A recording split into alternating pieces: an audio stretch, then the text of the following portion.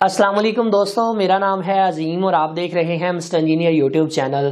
दोस्तों, आज की इस वीडियो में हम आप लोगों को ये बताएंगे कि इन्वर्टर के अंदर जो फॉल्ट कोड्स आते हैं उनका मतलब क्या होता है। अगर आप लोगों ने भी अपने घर में सोलर सिस्टम लगाया हुआ है तो कभी ना कभी उसके ऊपर कोई फॉल्ट कोड आ जाता है जिसकी वजह से आप लोग परेशान हो जाते हैं कि यार ये पता नहीं मेरे इन्वर्टर को क्या हो गया, ये बीप देने लग गया, फॉल्ट कोड स्क्रीन के ऊपर आने लग गया है। आपको कैसे पता चलेगा कि अगर फॉल्ट 1 आ रहा है, 2 आ रहा है, 3 आ रहा है तो उसका मतलब क्या होता है। दोस्तों, आज की इस वीडियो में मैं जितने भी फॉल्ट कोड आपको बताने वाला हूं ये वोल्ट्रॉनिक कंपनी के जितने भी बनाए हुए इन्वर्टर हैं उन सब के अंदर ये कॉमन फॉल्ट आते हैं। अब वोल्ट्रॉनिक्स इन्वर्क्स वाले भी वोल्ट्रॉनिक्स से ये बनवा रहे हैं अपने इन्वर्टर, सोलर मैक्स भी बनवा रहा है, बहुत सारी ऐसी कंपनियां हैं जो कि वोल्ट्रॉनिक से अपने इन्वर्टर्स को बनवाती हैं। तो इन सब के अंदर तकरीबन सब के अंदर जो है वो फॉल्ट कोड सेम ही आते हैं।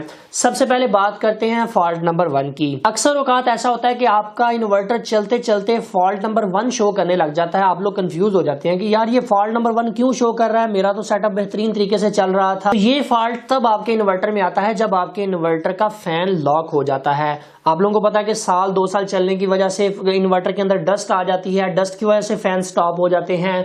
या अक्सर औकात इस तरह से होता है कि फैन चलते चलते खराब हो जाता है या जैम हो जाता है जिसकी वजह से आपका इन्वर्टर फॉल्ट मोड के ऊपर चला जाता है और आप लोगों को ये इंडिकेट करता है कि भाई सबसे पहले मेरे फैन को रिप्लेस करो तब मैं सही तरह से काम करूंगा, जो कि एक अच्छी बात भी है। तो आपने करना ये है कि इस फॉल्ट को रिमूव करने के लिए सबसे पहले आपने अपने इन्वर्टर के अंदर ब्लोअर लगानी है अच्छी तरह से। अगर ब्लोअर लगाने से भी आपके इन्वर्टर का फैन ठीक नहीं हो रहा, डस्ट वगैरह रिमूव करने की वजह से भी नहीं ठीक हो रहा, तो आपने करना यह है कि आपने अपने इन्वर्टर के फैन को इजीली 4 स्क्रू रिमूव करके उसको बाहर निकाल लेना है और उसकी जगह पर सेम वैल्यू का फैन, सेम साइज का फैन लगा देना है तो आपका इन्वर्टर बिल्कुल ओके हो जाएगा। अगर आप लोग टेक्निकल बंदे नहीं है तो आप सेम वैल्यू का किसी भी आम कारीगर से भी उस फैन को लगवा सकते हैं, बशर्त ये कि उसकी रेटिंग उस पुराने वाले फैन के बराबर होनी चाहिए। अब दूसरे नंबर पर इन्वर्टर्स के अंदर जो फॉल्ट आता है वो फॉल्ट नंबर 2 है।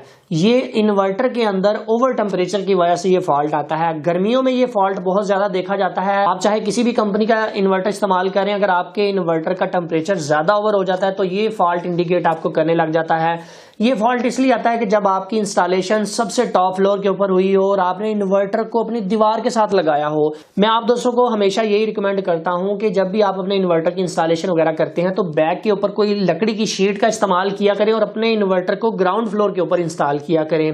अगर आपने अपने इन्वर्टर को टॉप फ्लोर के ऊपर इंस्टॉल किया है, एक तो ऊपर से गर्मियों में इतनी ज्यादा गर्मी होती है, दीवारें भी फुल हीट हो जाती हैं जिसकी वजह से इन्वर्टर की बॉडी फुल हीट हो जाती है, अंदर लगे हुए कंपोनेंट ओवर हीट हो जाते हैं जिसकी वजह से इन्वर्टर फॉल्ट मोड के ऊपर चला जाता है। तो हमेशा से आपने ये याद रखना है कि जब भी अपने इन्वर्टर की इंस्टॉलेशन करें